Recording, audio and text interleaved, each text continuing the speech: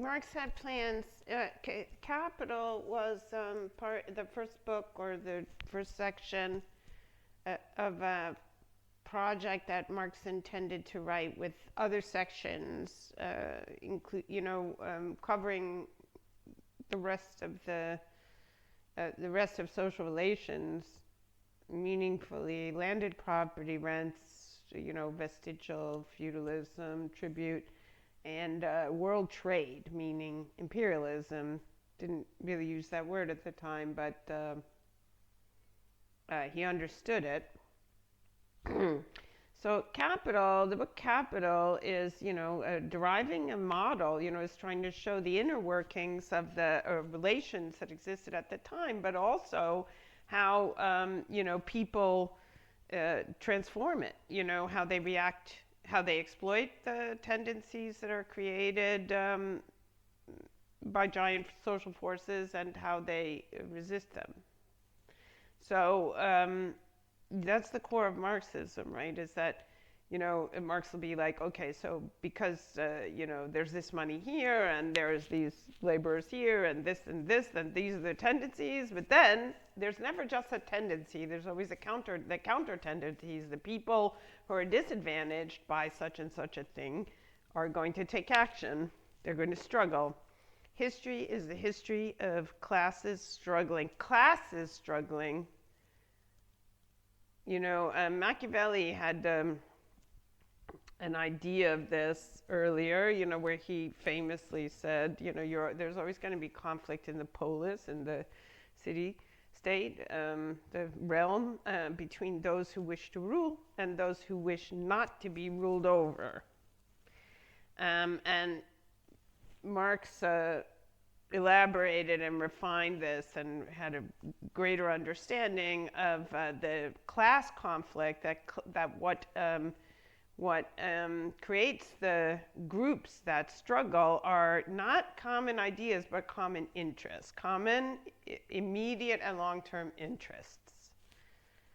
The way you get your bread, the way you increase your wealth will create, even though, of course, famously, the capitalist class is competing as the feudal class. The feudal class was bound together by the interest in preserving feudal property and the exploitation of the serfs, but of course they wind up warring with each other and actually killing each other. They're marrying each other, which was, an aggrandizing strategy, and killing each other.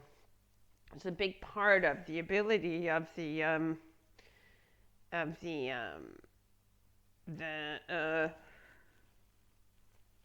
other classes to dismantle their titles, the property that they were fighting to protect, aristocratic caste property. And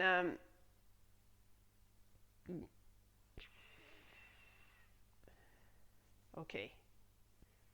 Tendency of the rate of profit to fall goes like this. So in my hate lesson, there's this guy. These are people pretending to teach Marxism. There's this guy. He says, I forgot what they were talking about, but he said, oh, there's this tendency of the rate of profit to fall over time, the rate of capitalist profit to fall over time, that other people have noticed, as Marx and many other people, and nobody knows why this happens. That's the lesson in Marxism. Of course, knowing why, explaining why there's a tendency for the rate of profit to fall in the capitalist, on the model, is the cornerstone of the edifice of Marxist critique of political economy, that is, of the other people who noticed this before him, and their pseudoscience of economics, and the understanding of capital, and why there are these contradictions, and why capitalism can't last, and why the proletariat can abolish it and free everybody. So this is why the rate of profit has a tendency to fall, is that in capitalist competition, the market imperatives the imperative to increase productivity of labor spurs investment in the development of constant capital, machines, and ways to get more out of your worker, right? So there's the guy making the pins with a hammer. He's making, in Adam Smith's story, he's making pins with a hammer.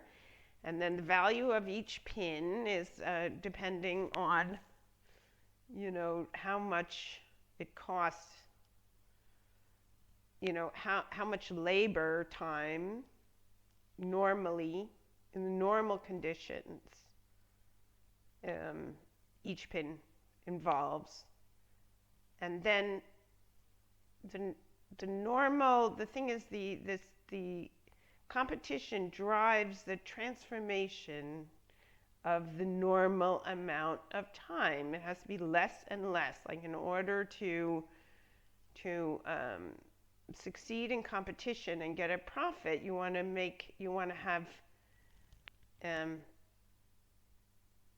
to hire fewer laborers so that it doesn't, you want to reduce your costs, but that is also reducing the source of value. So he starts off you hire a laborer with a hammer and he's making pins, and then you give him something better than a hammer, a machine, and then you're making more pins. You take more pins to the market that the other guy with the hammer is making, and so for a time, the innovator who has the machine, their pins are worth a little more because normally it involves more labor. The other guy's, his labor made 10 pins and your labor made 40 in the same amount of time.